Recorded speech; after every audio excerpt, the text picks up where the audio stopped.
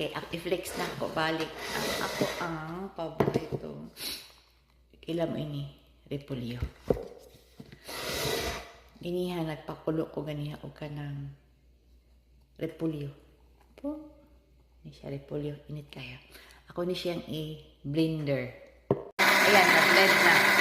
Piliin nato ang pagkaon na makahatag lumay sa lawas. This is it. This is repolyo or cabbage in English. So, muna ni siya. Resulta, ako ni siya gipakuluan. Ako ni gipabukalan.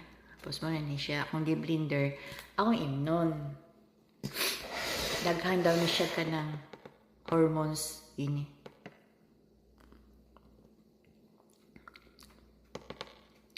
Wala mo ni.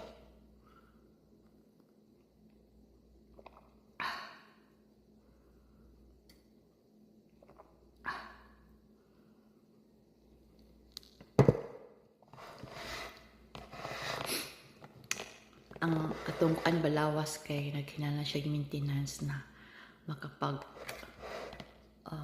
yung mag-strength. Dili pwede na karne lang. Kinahalan siya ay gulay. Focus kita sa gulay.